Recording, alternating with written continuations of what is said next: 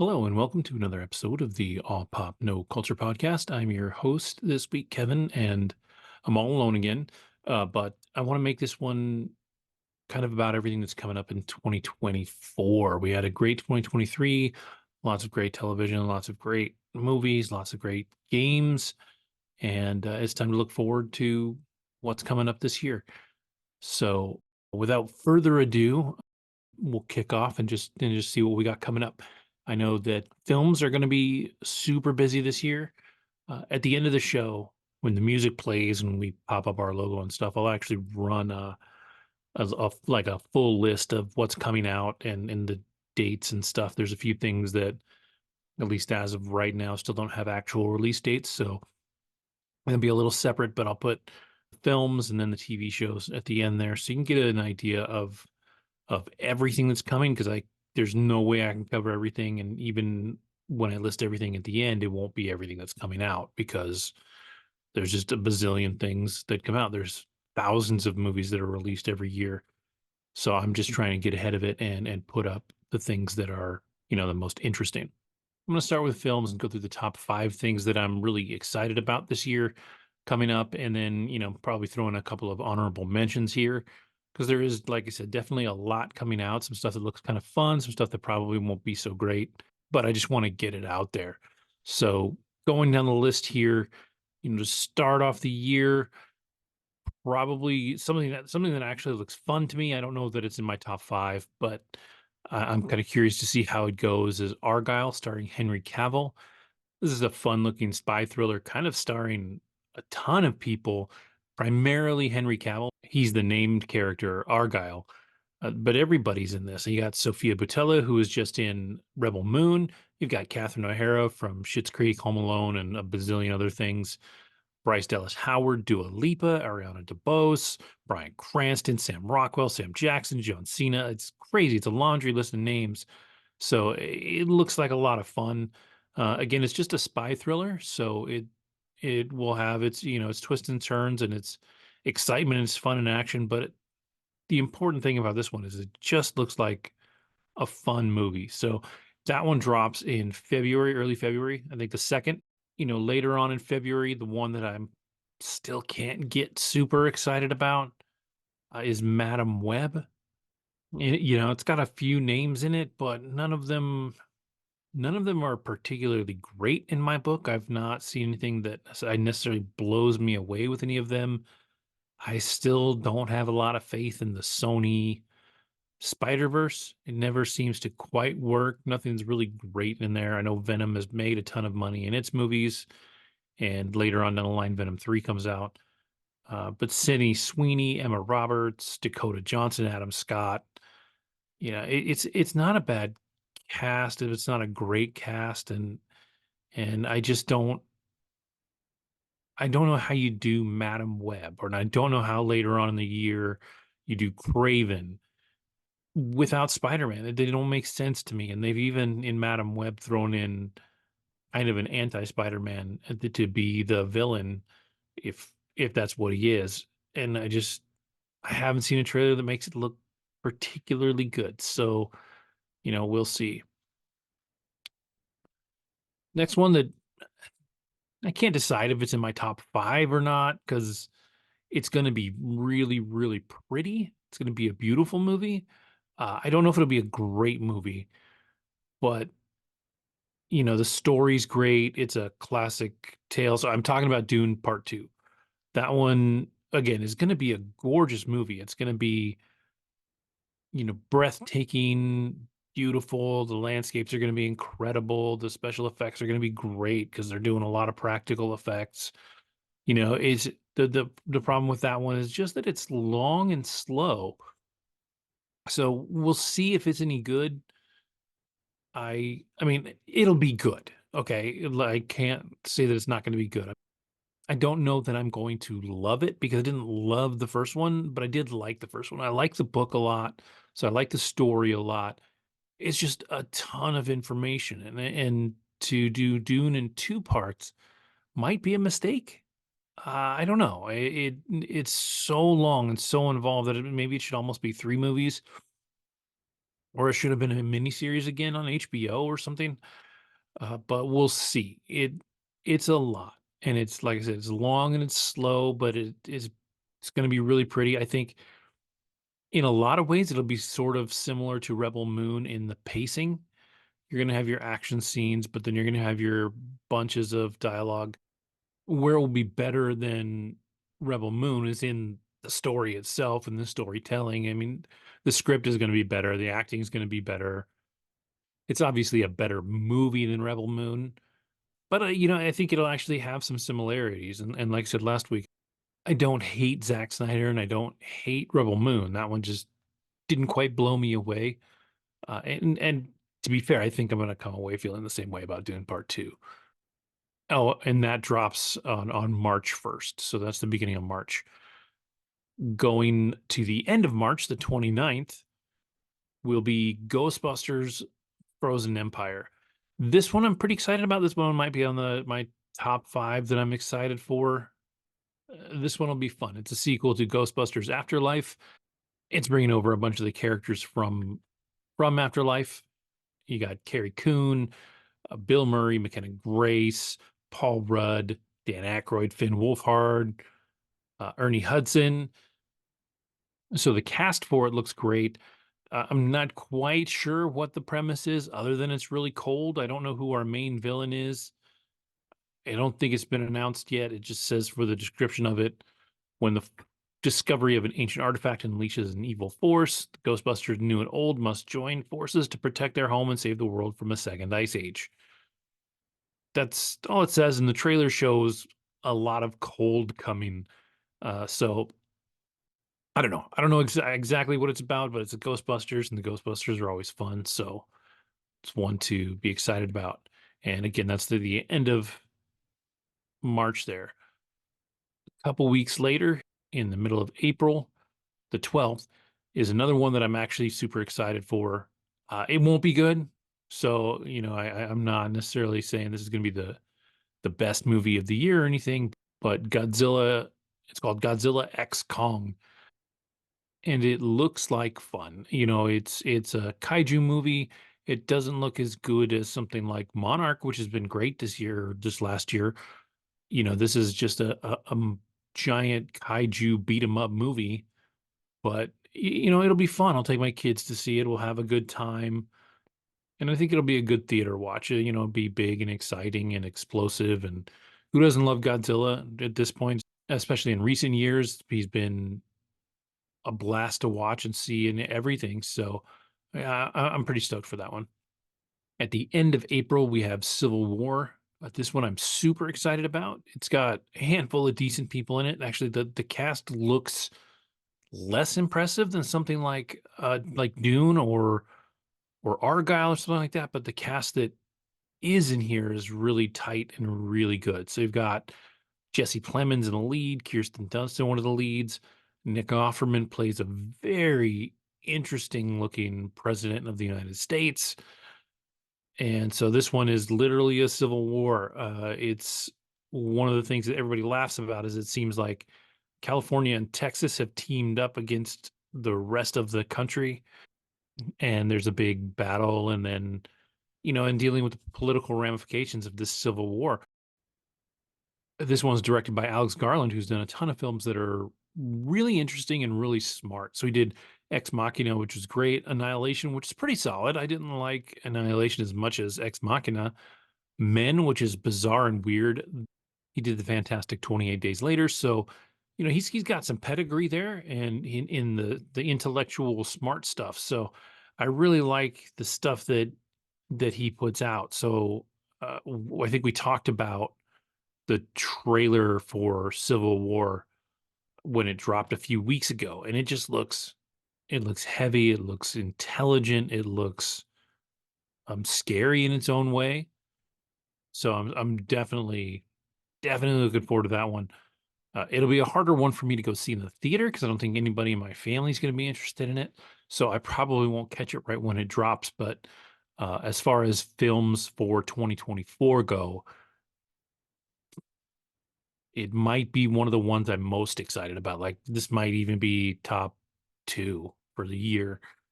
So it's definitely in the top 5 for me. And to beginning of May, we have The Fall Guy, which looks like a lot of fun. That one's got Ryan Gosling, Hamel Waddingham, Emily Blunt, Aaron Taylor Johnson. So a good little cast there. It'll be fun. It's probably not my top 5. I'll definitely wait to see that one until it's when it streams, but it looks fun. I'm having a lot of fun with stuff Ryan Gosling's putting out.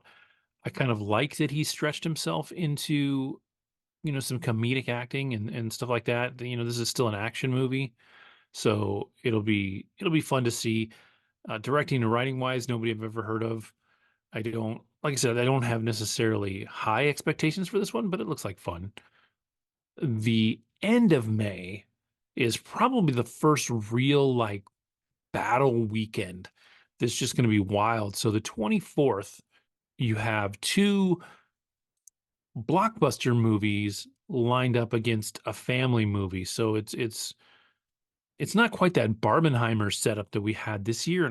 I don't know if they'll be able to publicize it the same way, but the three films coming out are Furiosa, which is a big deal. That's a follow-up to the last Mad Max movie. Then you have IF, which is Imaginary Friend. That's the Ryan Reynolds kids movie where imaginary friends are real. And then you have Kingdom of the Planet of the Apes. For me, out of these three movies, the one I'm most likely to actually go see, and the one that would be definitely on my top 5 for the year in movies, is Kingdom of the Planet of the Apes. I think that one is just going to be cool. Like I love the Planet of the Apes movies. They've been really, really great. This is takes place, I want to say, 200 years after Caesar. So this will be something exciting to go and watch.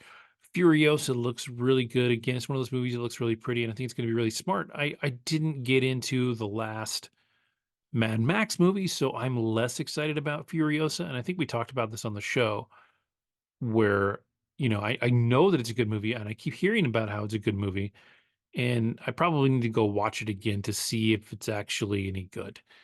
Um, or see if I think it's any good. It's a critical darling. Everybody really liked it that watched it. I may have caught it at a bad time or something like that, but it's supposed to be pretty solid. The Ryan Reynolds IF movie, I need to see a trailer that gets me really excited about it. I do love Ryan Reynolds, and I watch just about everything he's in, and I'll definitely catch it when it streams. I'm not going to go see it in the theater. I don't think my kids would be interested in it. So if we're going to spend our money that weekend, my kids actually like the Apes movies, so we're much more likely to actually see that in the theater than Furiosa or IF. So for me, Planet of the Apes is going to win that weekend.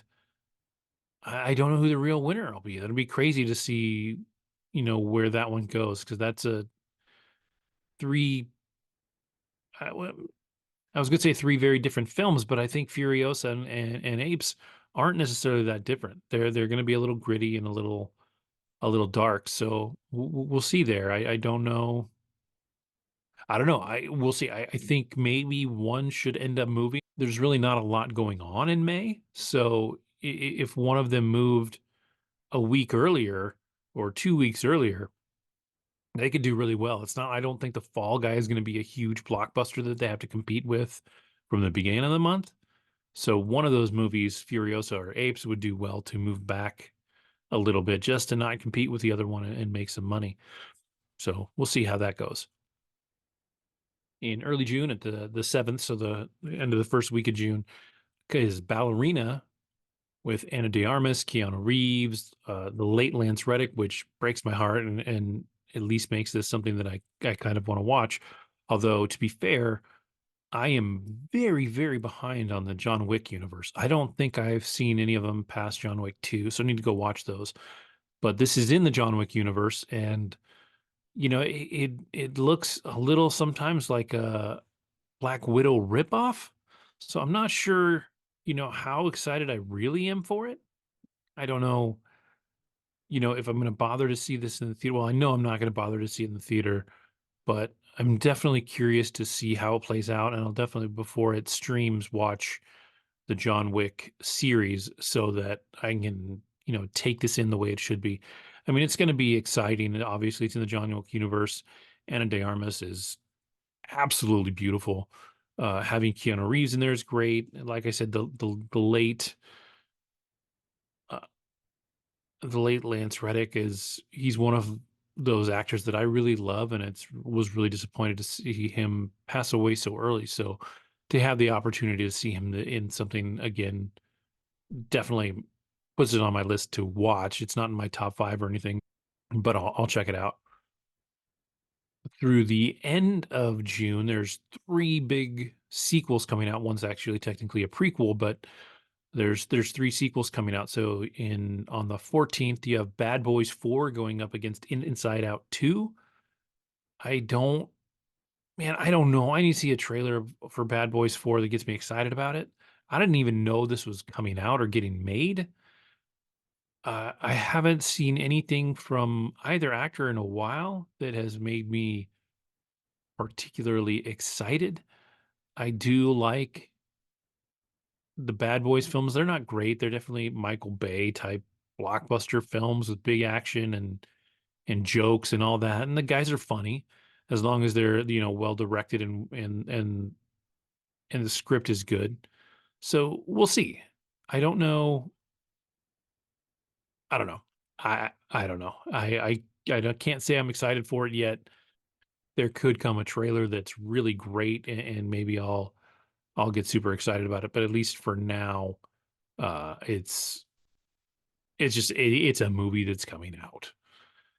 Inside Out 2, of course, I'm excited for that one. I think I'm probably, or my kids are probably just a little too old to catch it in the theater, but it definitely is going to be a lot of fun. That the first one was great, had some really, really powerful emotional moments in it, told a great story. So as long as this one has a good story to go with, the bones are there to be a really fun family movie.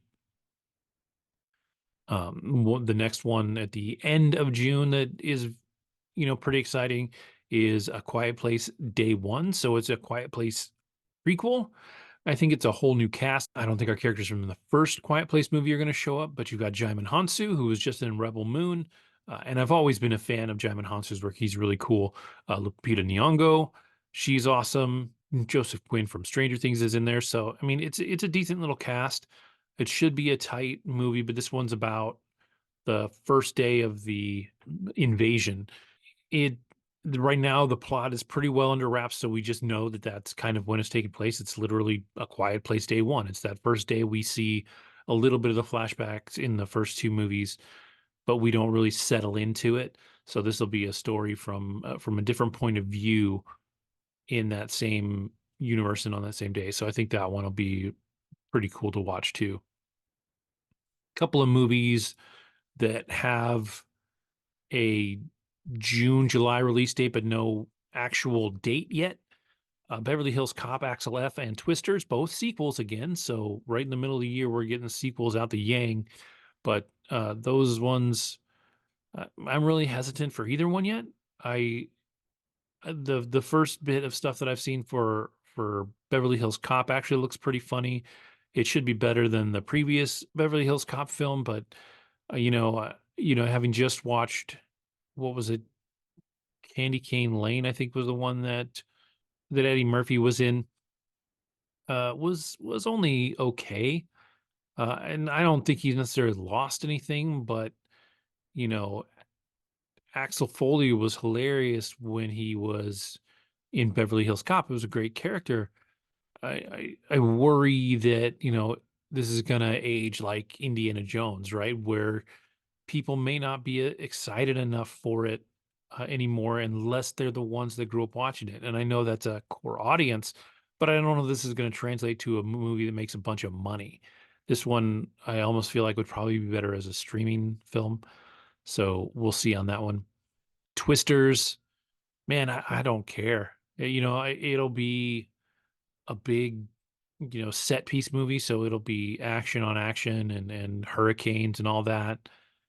The first Twister, was a success and made a lot of money and did well, but what made it special, I don't know, and I don't know that a sequel to it is going to be particularly interesting. And it's the same kind of deal where if the cast doesn't get you and the trailers don't blow you away, I don't see any reason this would be a summer blockbuster.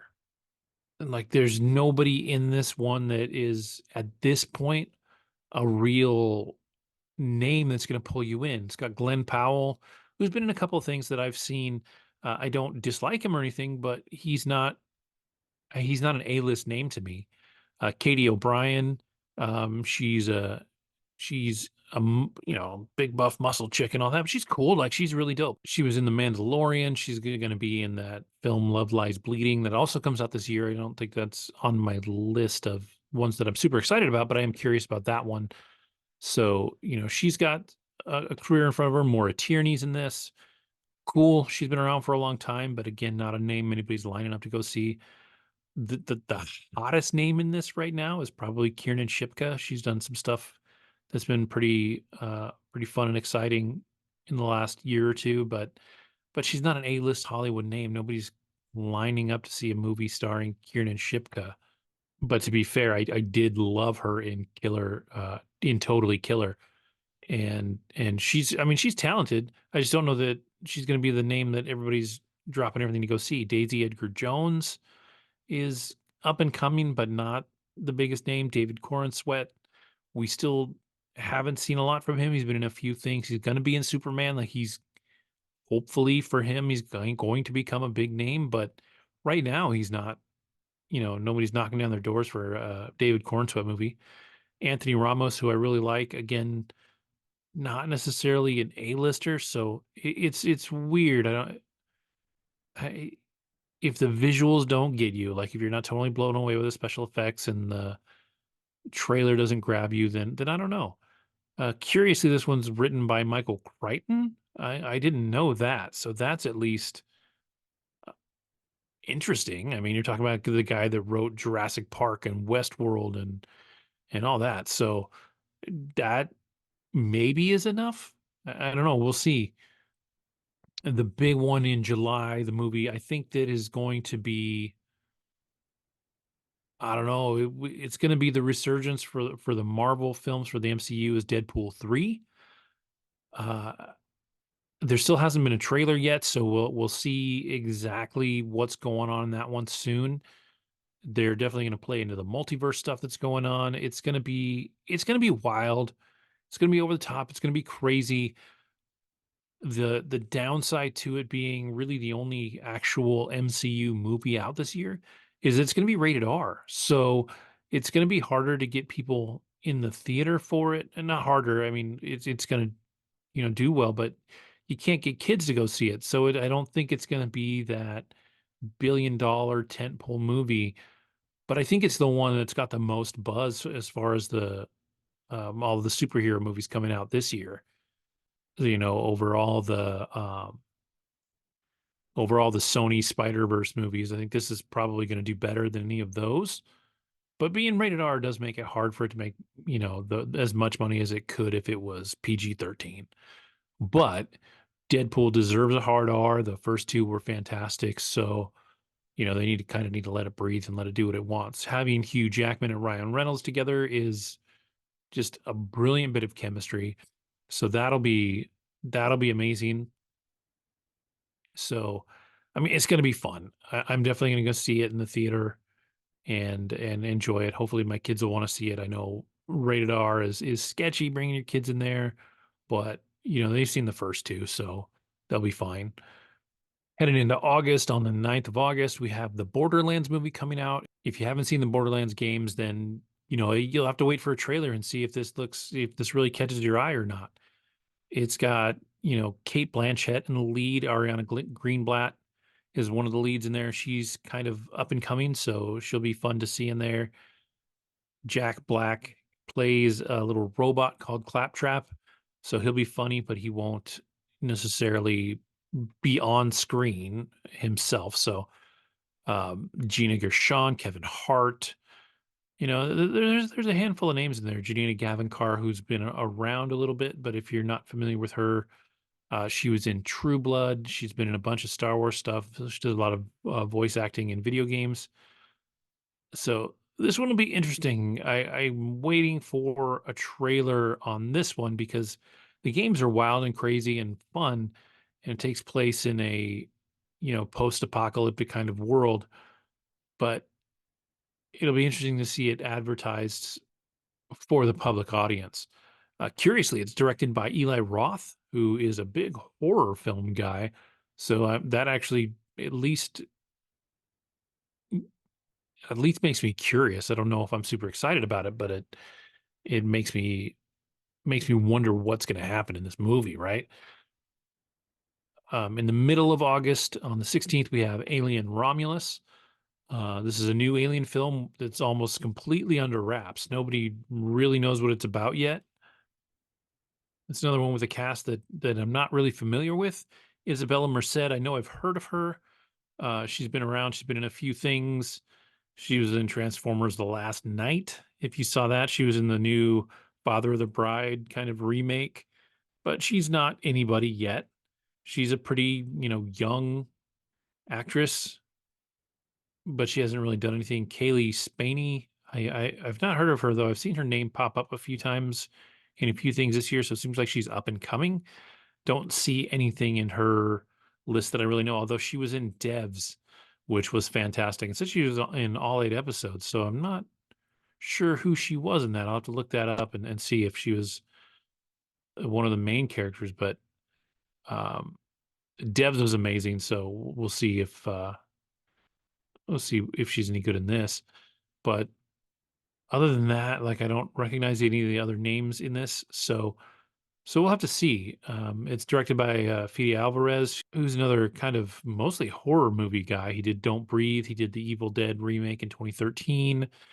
So that'll be interesting. I mean, he's got horror chops there, and the cast is young and interesting. The only thing that it says for the description on IMDb is young people from a distant world must face the most terrifying life form in the universe. I mean, which is what the alien is. It's scary as hell. So I'll be curious to see what a trailer looks like for this. I'm excited for it. I probably won't see it in the theater. This probably isn't in my top five either, but it's up there as an honorable mention. So at the end of the month, Craven the Hunter. I just don't care. It doesn't look interesting to me. I think they've already done Craven dirty by making him an animal activist instead of a hunter because that's who he was. I'm all for animal rights. I'm not a fan of big game hunting. I think if you hunt, wildcats from 600 yards away with a high-powered rifle, you're just kind of a wuss. If you can't kill an animal with your bare hands, you don't deserve to put it on your mantle. So big game hunters are a bunch of bag of dicks for me. But um, that's the character. So Craven isn't supposed to be a hero. He shouldn't be the hero of his own movie. He should be a villain in a Spider-Man movie. So giving him his own movie and then changing him to make him interesting doesn't work for me. So I don't care. Um, One that I am excited about. So, and I've got to get my kids to watch the first one in the early September on the 6th is Beetlejuice 2. That one should be a lot of fun. There's not really a lot out about it other than almost everybody from the first one is back. So we'll see. It's a Burton movie. Everybody's in it. Barring a disastrous trailer, I'm super excited about that one. So hopefully I'll get to take my kids to see that. As we're getting further into the year here, there's less to know about these things. There's less information about them and what these films are going to be about. So, the list gets a little less exciting by description, but by name, there's some great ones. In October, the 4th of October, Joker Folie à Deux comes out. And that one's definitely in my list for films I'm excited about. It's interesting. They've talked about this being a little bit of a musical, and at least having some musical numbers in it, or scenes where it will be musical. Obviously, with Lady Gaga, there's the potential for that. Joaquin Phoenix was incredible in the first one. I did not expect to really love that movie, and it's dark and it's twisted and it's messed up, but it's really, really good. So this one, I don't have any reason right now to think it won't be. So I'm excited to see when the first trailer comes out for that. Sometime likely in October, Maxine comes out, which is the follow-up to Pearl and X, and I'm super excited for that one. I didn't think that I was gonna fall in love with Pearl and X, but I really did. I liked those movies a lot. They were weird, they were creepy, they were, everything that they were supposed to be. So Maxine should be great. Into November, we have Venom 3 and Gladiator 2, and I definitely don't care about Venom 3. I won't catch that one until it streams. It the Venom movies haven't been good. And unless I see a trailer that totally blows me away, they just again, those Spider-Verse movies make no sense without Spider-Man. They're dumb and they're pointless and I don't like them. I I hope it does well. Like I like the people in it. I just I don't know. I haven't seen one of them that's interesting to me. Later on in November, the 22nd of November is Gladiator 2. I don't know why this movie has a sequel. He dies at the end of Gladiator, spoiler alert. Um, but yeah, I don't know if it's telling a different story about a different gladiator, but it's the same idea, then it's already been told. This movie doesn't need a sequel, so I'm waiting. If I see a great trailer for this, I'll be super excited. That if it's really good, everybody behind it obviously are big deals. I'm struggling a little with Ridley Scott lately. He's really kind of turned into a bit of a snob. And I don't know, what that means for the movie because, I don't want something that gets so heady that it's not good anymore. So we'll see. The cast is amazing. Obviously, Denzel Washington is incredible. I've always liked Denzel's work. Pedro Pascal, he does everything well. He's hilarious, but he's also a great dramatic actor. So I'm curious to see who he plays. Connie Nielsen's great. Paul Mescal is okay. He's been around. Joseph Quinn from Stranger Things is in this one again, so it's fun to see him kind of popping up more and more. May Kalamawe, she was in Moon Knight, and she's cool, like she's pretty awesome. So it's a good cast, and if Ridley Scott is making, if he's not being snobby about it, if he's not trying to go over your head and be better than you making this movie, it could be really good. I mean, so it says it follows the Lucius, the son of Maximus's love, Lucilla, after Maximus's death. So it takes place after the first Gladiator. Obviously, he's Maximus isn't in this one. So we'll see, man. I don't know. I don't know. I, I don't see a need for it, but if it's great, then it'll be worth watching. At the end of November, we have Wicked Part 1, which it should be a lot of fun. I don't know how much of a blockbuster this is going to be, but it should be really good. I saw Wicked with my daughter 2 years ago now on Broadway, and it's a great show. It's a lot of fun. It's curious that they're splitting it into two films. I don't know if they're going to add anything to it. I don't think it was a 3 hour show, so I don't know how they're gonna do two movies out of it. I do know that if they were to do the whole thing in one movie, it would probably be too long. So we'll see on that. But and then the last movie of 2024 that I'm actually super curious about, it might be in my top five, is Nosferatu, which is a remake or retelling of the original black and white Nosferatu, you know, Dracula story or vampire story. And I've always been a fan of the dark vampire stories. I don't like the light and fluffy ones. I've never even been big on Interview with a Vampire, but give me Bram Stoker's Dracula. I've read the book of that. And I think, vampire stories are interesting, especially when they're told right. I still haven't watched The Last Voyage of the Demeter, which I'm very disappointed in myself for, but I really want to see that. But like this is going to be kind of an artsy vampire movie, so I'm curious about it. It's on my list because I don't know enough about it yet, but I'm excited for it. So going back and looking at the year, because I just babbled on and didn't really give a top five. So I would say my top movies will be Ghostbusters Frozen Empire, Godzilla Kong, Civil War, Kingdom of the Planet of the Apes, Deadpool 3, Joker, and Nosferatu, and maybe Wicked.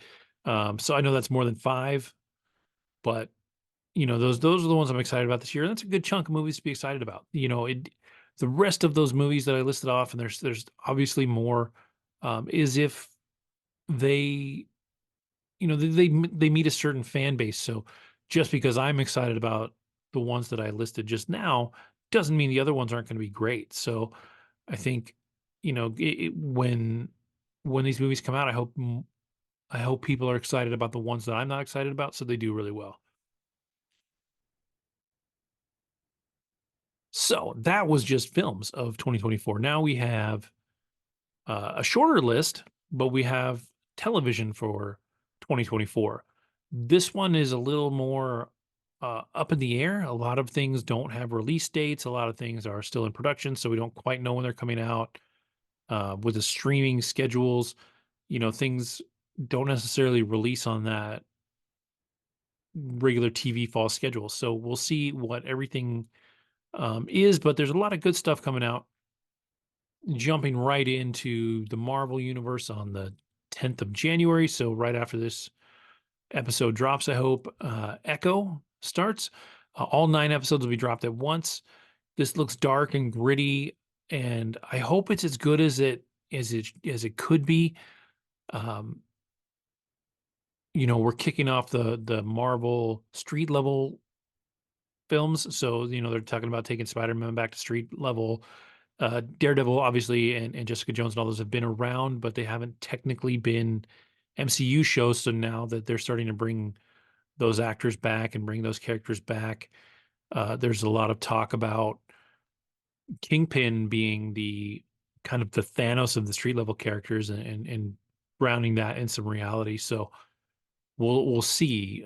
Everybody seems to be a little on the fence about this, but I mean, it's going to be a good beat 'em up, and I think it'll be a lot of fun. I think her name is Alaqua Cox. She was really good in Hawkeye, and I think there's something really awesome about having a Native American actress who is also deaf and also an amputee and kicking ass. I think she's an interesting story as an actress, and they're going to pull a lot of that into the character like they already have. So I think that's cool. Vincent D'Onofrio in this, obviously, as Kingpin is awesome. Charlie Cox is back as Daredevil, and he's going to be in a bit of this. So, there's a lot of stuff to get really excited about in this. So I really hope that it's as good as I am interested in it. I'm going to watch it all. The fact that all episodes drop at once, makes me a little leery, but I think it's going to be, I think it's going to be cool. So I'm excited for it. The day after Echo drops over on Peacock, we're going to have the Ted prequel series. The Ted movies are a lot of fun, so this one should be a lot of fun, and we'll see what happens with that one. The one that I'm really curious about for the early beginning of the year, on the 14th of January, True Detective Night Country drops on HBO. This one's interesting. It's Jodie Foster. I haven't seen her in a little while, so that'll be exciting to see her back on the screen. The True Detective movies have always been good, dark and gritty, drama shows. So that'll be good. Jodie Foster is opposite an actress that I haven't heard of yet. Looks like her name is Callie Rice. And the description for this one is in Ennis, Alaska, the men that operate a research station vanish. To solve the case, detectives Danvers and Navarro will have to confront the darkness themselves and dig into the haunted truths that lie buried under the eternal ice, which makes it sound like it's The Thing, but it's not. It's a detective movie. It'll be grounded in reality, and I'm really curious about that one. That'll be neat. If you're a fan of Band of Brothers and movies like that, or series like that, at the end of January, there's a new show called Masters of the Air, which is about pilots in World War II, fighting the German fighters. They were bomber pilots. This one has Austin Butler, who just played Elvis Presley. The rest of the cast I'm not super familiar with, although Barry Keoghan is in it, and a few other people, but it's by the folks that did Band of Brothers, so it's gonna be well made. It's gonna be on Apple TV Plus. I'm sure it's gonna be fantastic. I've never really got into those movies, so it's probably not on my top list, but I think it'll be I think it'll be good. I think it'll be great, and it'll probably end up winning some awards. So keep an eye on that one if that's your jam. Kicking off February, we have Mr. and Mrs. Smith, which I didn't think I was excited about until I saw the premise for it. I didn't want a Mr. and Mrs. Smith remake because I thought the Brad Pitt and Angelina Jolie movie was a lot of fun. I really enjoyed it. And I wasn't particularly excited about them doing a remake of it.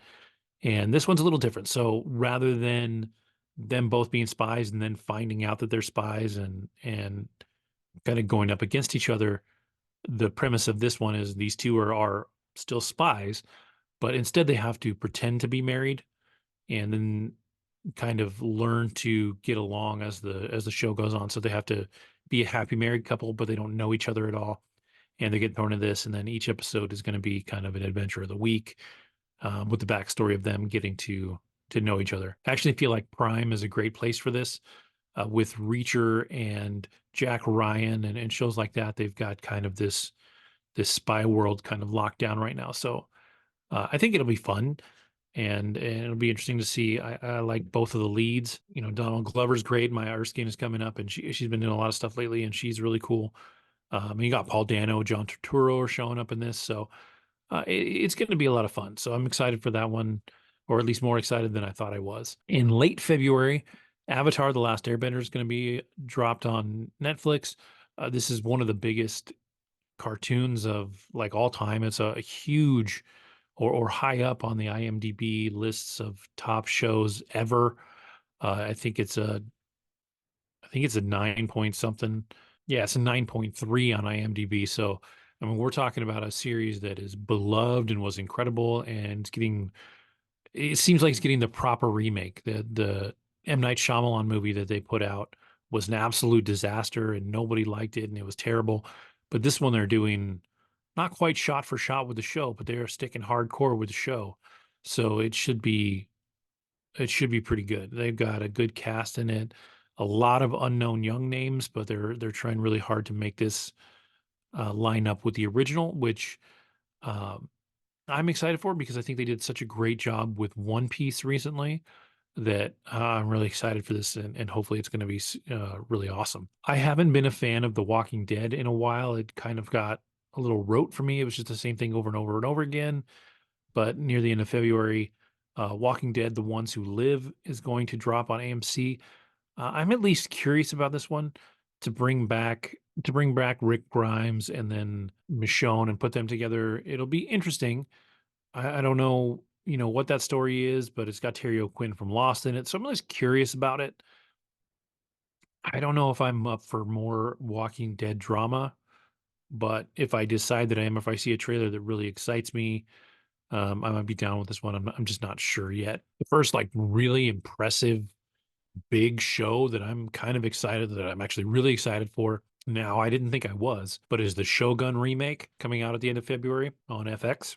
This one just looks beautiful. The cast looks really solid. Hiroyuki Sanada is the main character. He's been great. He was in Lost. He's been in a few things here and there, or he's been in a lot of things, not a few things.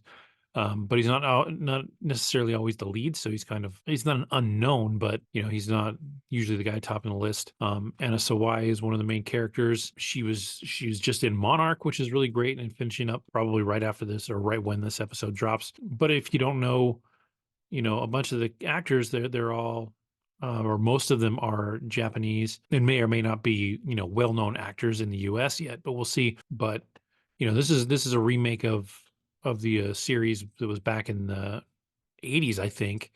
It's based on a novel also, so it's got a lot of story to tell, but it was a best-selling novel back in the day. And so the gist of this story is when a mysterious European ship is found marooned in a nearby fishing village, Lord Yoshi Toranaga discovers secrets that could tip the scales of power and devastate his enemies. So we're talking feudal Japan, uh, there's a certain beauty to that stuff. When you're watching these shows, when you're watching things made about Japan, I think that the sets in Japan are always beautiful. You've got kind of the rice paper walls and all that, and the dojos and all that, and then the architecture in feudal Japan is really cool. All the sword play, the costumes are going to be incredible. So this might be the first thing this year that I'm like really super excited about. And I say that, and then in March, the Three Body Problem comes out. I've never read the book. I've always heard great things, and it was always a book that was beloved, but in the sci-fi world, but it didn't translate well into modern television because it was going to require a bunch of special effects and things that people weren't didn't think we had. And now that we do, that one's going to be coming out, and it should be really interesting and exciting. So that one's dropping on Netflix. I don't see a lot of names in this one that I'm familiar with either. The two that I'm probably well, actually, as I get further down the list, I recognize more names. John Bradley was in Game of Thrones. Isa Gonzalez is in this. Liam Cunningham, also from Game of Thrones. Benedict Wong from the Doctor Strange movies. So there's some actors in here that I've seen. The story behind this one is a fateful decision in 1960s China echoes across space and time to a group of scientists in the present, forcing them to face humanity's greatest threat. So, yeah, I'm super curious about this one. I've always heard great things about the story, and again, the thing that I had always heard is that the effects of it, the things that would have to be in there to make it work weren't up to par, and now they finally are. So that should make this one pretty exciting. Now, I said Shogun was the first, thing this year that I was really excited about, and chronologically speaking, it is. But one thing that I'm crazy excited about, and I've seen the first trailer, and it's got me ready. In April, Fallout comes out on Amazon Prime, and I think it's going to be, if the trailers are accurate and it's close to the way the game universe works, it's going to be awesome.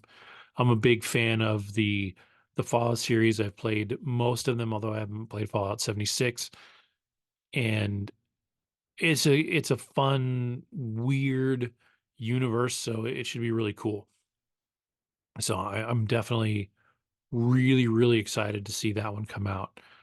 One that's not for me, but is for a lot of people, coming out in May is Bridgerton season 3 over on Netflix. I think if you're a Bridgerton fan, you're obviously excited about this one.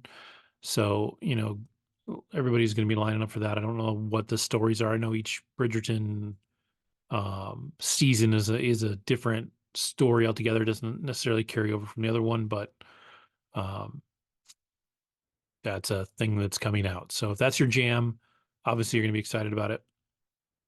Um, Now we have sort of lost actual release dates, but there's a lot of stuff coming out for the rest of the year. So House of the Dragon season 2 is dropping on HBO in this summer.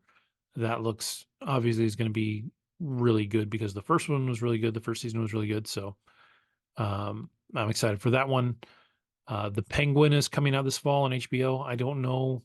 I'm gonna have to see something that excites me for that. I liked the character in the Batman. I don't know that he needed his own series, so we'll see there.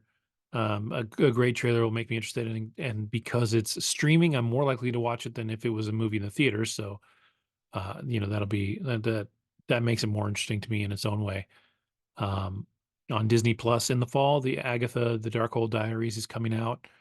I'm curious to see how that one's going to be received. I think if it had come out sooner to WandaVision, I think it probably would have been more hyped up. I think with kind of the decline of the superhero genre right now, I don't know how this one's going to do. I'm really curious about it. Some good advertising and making it feel similar to WandaVision, but really leaning into some of the humor that Agatha had will probably help it. So we'll see how that goes. In November, Arcane season 2 is coming out on Netflix. If you haven't watched Arcane season 1, it is an animated show, so that that might be a little bit of turn off, but damn, it was a really good show, like really good. And I'm like super excited for this. This is definitely on my top 5 list of shows that I'm excited for this year, probably in my top 3. So I really can't wait for that one to come out later on in at the near the end of 2024, supposedly. The Acolyte, which is a Star Wars show, is coming out on Disney Plus. This takes place kind of pre-Skywalker saga, and it's about a kind of a bad dude coming up in the on the Sith side of things. And I say bad dude, but I could be wrong. It actually this has Daphne Keene in the lead, so she might actually be she might be the one coming up through that. So that'll be interesting. Amanda Stenberg, I've seen her name and I don't think I recognize her. She was Rue in the original Hunger Games. So and she was just in Bodies. So I have seen her in a few things. She's got, she's pretty talented. So to have those two girls in the lead will be pretty cool. This one's also got Carrie Ann Moss in it. So yeah, I mean, it's Star Wars, so I'm already super excited about it. But then to see, this kind of telling the story of the dark side in a way they haven't done before, I think is actually pretty exciting. The other stuff coming out all had this. There's a few more things listed as possible for the rest of the year, so I don't know if they're coming out this year, but if they are, to be honest, I'm excited for at least 3 of the 4 of them. So you've got Squid Game season 2. The first season of Squid Game was awesome, so I'm really excited to see that one and see what they do with that. You have Wednesday season 2. Wednesday was a ton of fun, and I'm glad they're making season 2. So I'm super excited for that one to come out.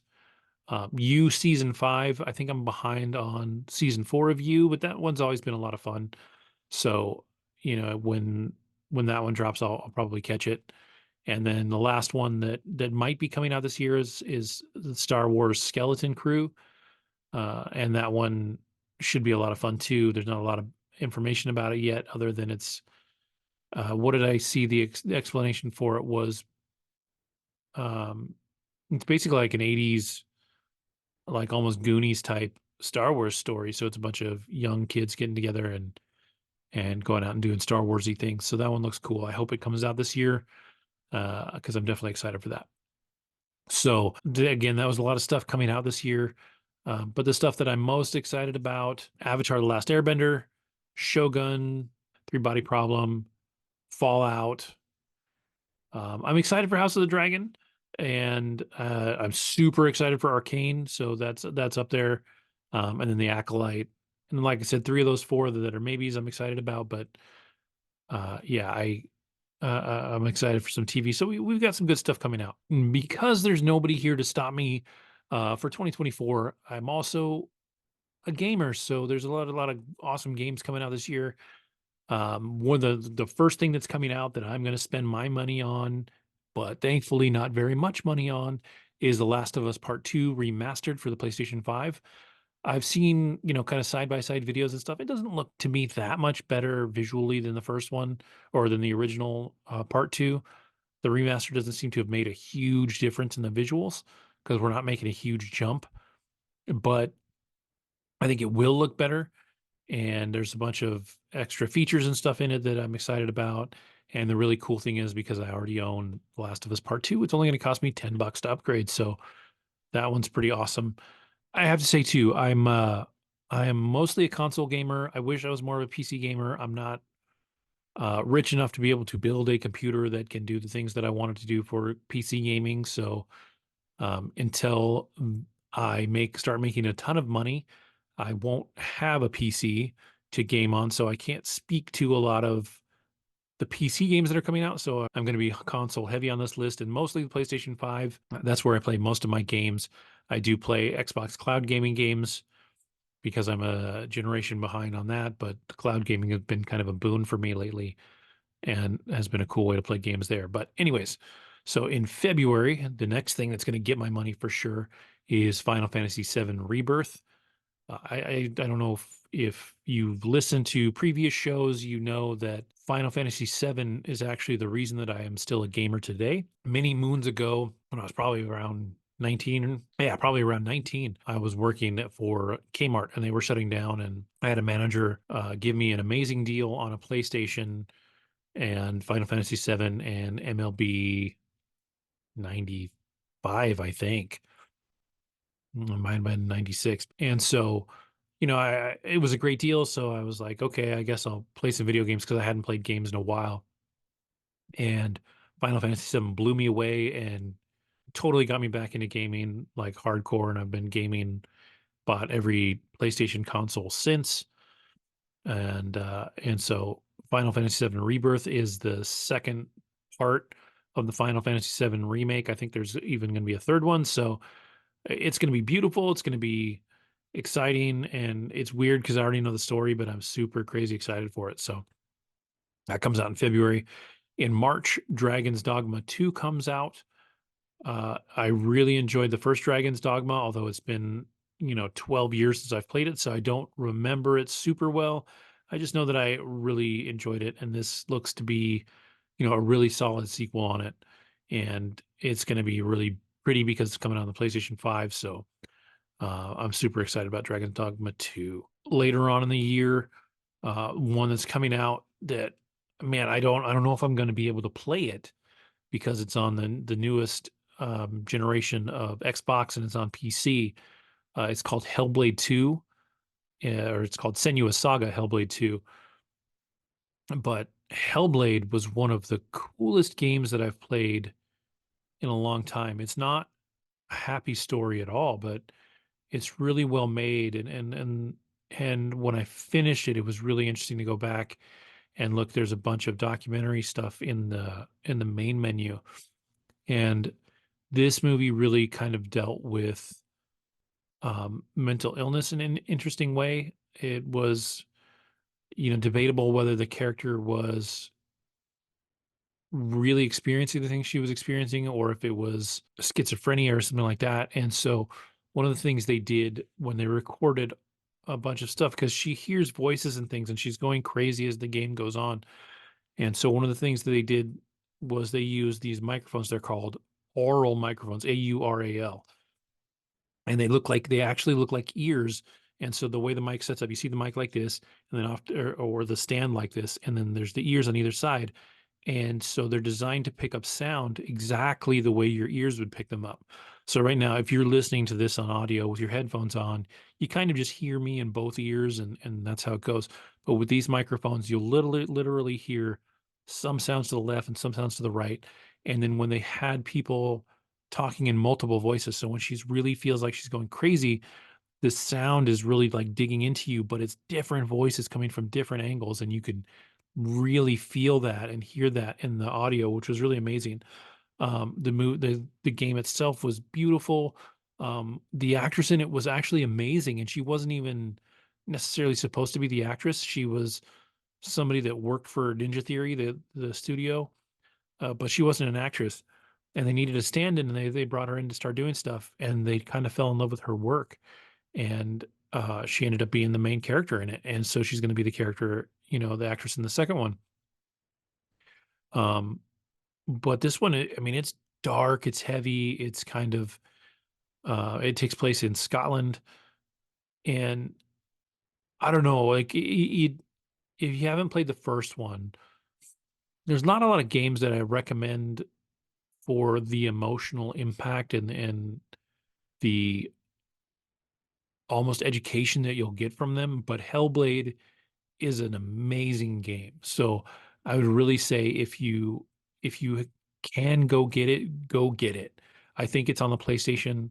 I know it's on Xbox, but I think Microsoft acquired Ninja Theory in the last few years, and that's why this is only going to be on the Xbox, or maybe they just signed an exclusivity deal with Microsoft. But that's where this one's going to land. So if you have an Xbox or a PC, be super excited for this one, but play the first one first. I think you definitely need to, and I think you need to play the first Hellblade if you like gaming at all. Anyways, it's fantastic. Later on in the year, near the end of the year, but it's been released or it's been announced for a late 2024, is Star Wars Outlaws. I don't know everything about it. It's an open world Star Wars game, so it doesn't really matter what it is. I'm super in for it. I've loved the Jedi Survivor and Jedi Fallen Order games. So this one's different. Again, you're an outlaw, you're a rebel, you're out there doing your scoundrelly things, and it'll be, I mean, it'll be fun. I'm waiting to see something that really explains the whole thing to me, but I've seen enough to know that it's going to be pretty and it's going to be fun. It's coming out on PC, PlayStation, and an Xbox. So whatever you game on, it'll be there. So I'm excited for that one. And the last like big announcement for the year, still doesn't have a date yet. And I'm probably more excited about this for my son than I am for myself. But there's a game coming out called Hollow Knight Silk Song, which is a follow up to Hollow Knight, which came out in 2017. This game is a very challenging platformer game. So you're just, think of, uh, if you've been gaming as long as I have, something like Contra or Metroid or something like that, where you're bouncing side to side and going through it. Um, my son absolutely loves Hollow Knight. It said it's crazy hard, one of the hardest games he's ever played. And it's neat because it in a lot of ways it feels like, almost like Mario Brothers, where you're going, oh, you're just scrolling side to side and going through these levels that could be really basic, but it's so pretty. The animation is cool. It's got a very cartoony feel to it.